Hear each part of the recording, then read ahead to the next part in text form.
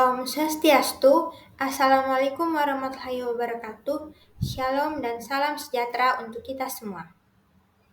Perkenalkan, saya Marta Margareta Fernandes dengan NIM 2309511089. Di video ini, saya akan membahas tentang penyakit antraks, yang merupakan salah satu penyakit yang disebabkan oleh infeksi bakteri. Penyakit antraks ini sering kita jumpai menginfeksi hewan ternak di Indonesia. Jadi, apa itu antraks? Antraks merupakan penyakit infeksi menular akut yang termaksud salah satu dari penyakit-penyakit zoonosis. Penyakit ini berkaitan erat dengan hewan ternak seperti sapi maupun kambing, juga beberapa hewan ternak lainnya. Antraks disebabkan oleh bakteri Bacillus anthracis yang merupakan suatu bakteri yang mempunyai kemampuan untuk membentuk endospora. Endospora itu merupakan suatu bentuk pertahanan diri suatu bakteri sehingga menyebabkan bakteri ini sulit untuk dieradikasi. Eradikasi merupakan upaya pembasmian penyakit secara berkelanjutan untuk menghilangkannya secara permanen. Penyakit ini tergolong penyakit kuno karena sejak tahun 1850 sudah ada ahli yang menemukannya. Kemudian pada tahun 1855 juga sudah ditemukan bakteri Bacillus anthracis ini pada jaringan hewan mati akibat penyakit antraks. Kemudian pada tahun 1857 penyakit ini sudah dapat diinokulasi dari darah hewan yang terinfeksi pada percobaan. Kemudian pada tahun 1877, seorang ahli bernama Robert Koch berhasil mengisolasi bakteri ini di laboratoriumnya. Penyakit antraks juga semakin sering dibicarakan dan dianggap penting karena selain pengaruhi terhadap kesehatan manusia maupun hewan ternak, juga dapat menyebabkan dampak negatif terhadap perekonomian serta perdagangan, khususnya ternak secara nasional maupun secara internasional. Selain itu, ternyata penyakit antraks ini berpengaruh terhadap sosiopolitik dan keamanan suatu negara. Karena endospora dari bakteri ini dapat berpotensi dipergunakan sebagai senjata biologis.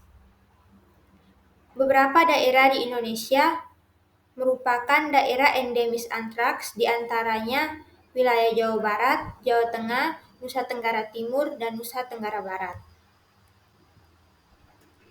Selanjutnya saya akan membahas tentang morfologi dari Bacillus anthracis yang merupakan bakteri penyebab penyakit antraks. Bacillus anthracis itu merupakan bakteri yang berbentuk batang besar dengan ujung persegi dan sudutnya yang tajam dengan ukuran panjang 3-5 mikrometer dan lebar 1-2 mikrometer. Bakteri ini bersifat gram-positif yang akan tampak berwarna biru keunguan di bawah mikroskop bila diwarnai dengan pewarnaan gram. Pemeriksaan di bawah mikroskop terhadap preparat ulas yang diambil dari spesimen darah atau jaringan hewan penderita akan tampak bakteri ini tersusun berpasangan, berantai, maupun sendiri dengan gambaran khas seperti pohon bambu, dapat dilihat pada gambar di bawah. Bacillus anthracis dapat membentuk endospora yang berbentuk oval dan terletak di sentral. Bacillus anthracis dapat tumbuh pada hampir semua media pertumbuhan bakteri pada umumnya, tetapi akan sangat baik tumbuhnya dan akan menunjukkan ciri khas secara baik apabila dikultur pada belat agar pelet dengan kandungan darah bebas antibiotika. Pertumbuhan maksimal diperoleh bila diberikan suasana pH 7-7,4 secara aerob. Suhu optimal yang dibutuhkan untuk pertumbuhannya adalah 37 derajat Celcius. Walaupun bakteri ini dapat tumbuh pada suhu antara 15 derajat Celcius sampai 40 derajat Celcius. Setelah 24 jam masa inkubasi, Bacillus anthracis pada media sederhana akan tumbuh sebagai koloni yang besar, menonjol, opaque, berwarna putih keabuan, tepian tidak rata dengan ukuran diameter sekitar 2-5 mm dengan bantuan kaca pembesar.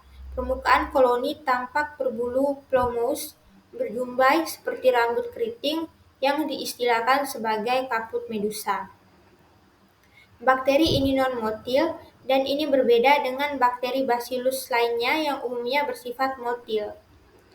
Bacillus anthracis memfermentasi glukosa, maltosa, dan sukrosa dengan menghasilkan sejumlah asam. Tetapi bakteri ini tidak memfermentasi manitol, laktosa, dan galaktosa. Selanjutnya yaitu epidemiologi dari penyakit antraks.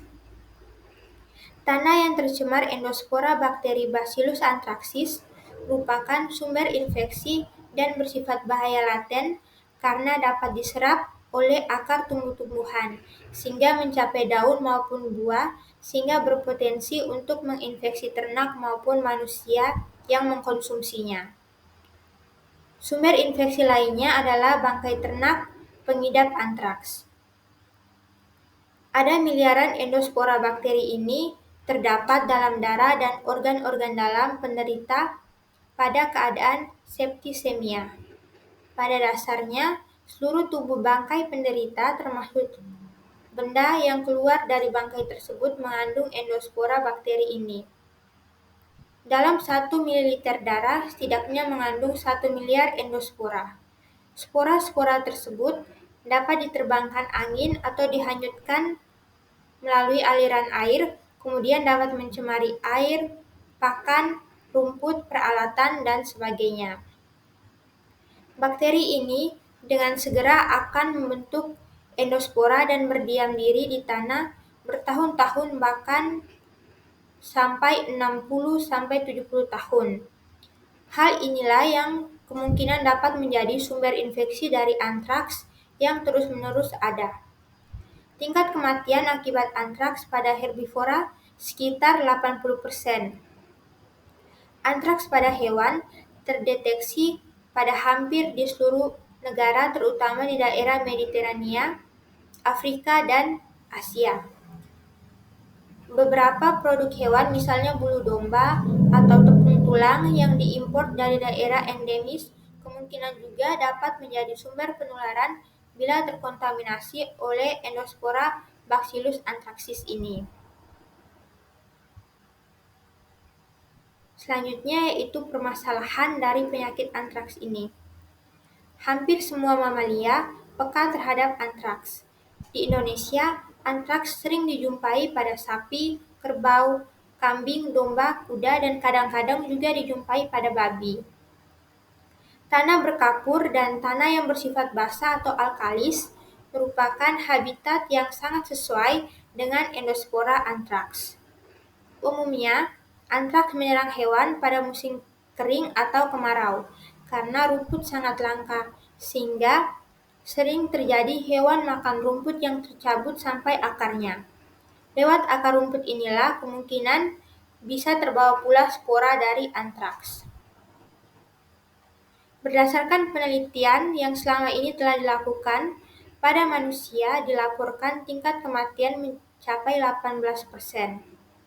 Di Indonesia, antraks pertama kali ditemukan di Teluk Betung, Provinsi Lampung pada tahun 1884. Kemudian pada tahun 1885 dilaporkan terjadi infeksi antraks di daerah Buleleng, Bali. Kemudian di daerah Palembang dan Lampung. Lalu pada tahun 1886, antraks dilaporkan terjadi di daerah Banten, Padang, Kalimantan Barat, dan Kalimantan Timur. Menurut seorang ahli yang mendalami penyakit antraks, epidemi penyakit ini pada sapi, kerbau, kambing, domba, dan babi terjadi pada periode tahun 1906 sampai 1957 di berbagai daerah di Indonesia seperti Jambi, Palembang, Padang, Bengkulu, Medan, Jakarta, Cirebon, Surakarta, Madiun, Sumbawa, Sumba, Lombok, Flores, Bali, Sulawesi Selatan, Manado, dan Palu. Kemudian pada tahun 1975, wabah antraks berjangkit di 6 daerah yaitu Jambi, Jawa Barat, Nusa Tenggara, Sulawesi Selatan, dan Sulawesi Tenggara. Selanjutnya yaitu pencegahan dan penanganan dari penyakit antraks. Pada setiap penyakit atau dugaan antraks pada hewan harus dilaporkan kepada dokter hewan yang berwenang dan Dinas Kesehatan Hewan setempat, karena dampaknya bisa sangat luas apabila dilakukan penanganan yang salah. Pengobatannya dapat menggunakan penisilin, tetrasiklin, dan preparat sulfa. Apabila pengaruh obat sudah hilang, vaksinasi baru dapat diberikan, sebab pengobatan dapat mematikan endospora yang terkandung dalam vaksin. Untuk memutuskan rantai penularan, bangkai ternak tersangka antraks, dan semua material yang terduga tercemar, misalnya karena pernah bersinggungan dengan hewan penderita, harus dimusnahkan dengan cara dibakar dan dikubur dalam-dalam, serta bagian atas dari kubur itu dilapisi batu kapur secukupnya. Area penguburan juga hendaknya diberikan tanda supaya pemilik hewan ternak di daerah sekitar menjauhi lokasi penguburan. Kemudian pencegahannya dapat dilakukan dengan menghindari kontak langsung dengan makanan atau bahan makanan yang berasal dari hewan atau dicurigai terkena antraks. Selain itu, perlu dilakukan pemusnahan bangkai hewan yang mati karena antraks secara benar, sehingga tidak memungkinkan endospora dari bakteri ini untuk menjadi sumber infeksi. Kemudian dapat dilakukan vaksinasi pada hewan ternak untuk mencegah infeksi pada ternak-ternak seperti sapi, kerbau, kambing, domba, maupun kuda. Dari penjelasan sebelumnya dapat diambil kesimpulan bahwa antraks ini merupakan penyakit zoonosis yang dapat menimbulkan kematian. Antraks disebabkan oleh bakteri Bacillus anthracis yang merupakan suatu bakteri berbentuk batang, merupakan bakteri gram positif yang dapat membentuk endospora. Endospora Bacillus anthracis ini tahan hingga puluhan tahun di dalam tanah, sehingga merupakan sumber penularan yang sulit untuk dieradikasi. Infeksi antraks pada manusia dapat melalui 3 jalur, yaitu per oral, per inhalasi, dan perkutan. Bacillus anthracis peka terhadap penisilin dan tetrasilin, sehingga merupakan antibiotika pilihan untuk penanganan antraks. Pencegahan infeksi antraks dapat dilakukan dengan cara menghindari kontak dengan hewan tersangka beserta produknya, serta melakukan vaksinasi pada hewan ternak yang rentan, serta pemusnahan bangkai hewan penderita.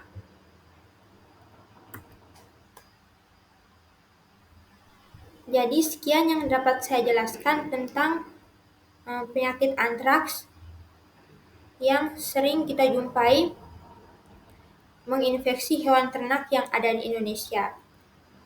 Semoga dengan video ini yang bahas tentang pencegahan juga penanganan terhadap penyakit antraks, kita dapat meningkatkan upaya untuk mencegah penyakit antraks untuk berkembang di Indonesia. Sekian video dari saya, terima kasih.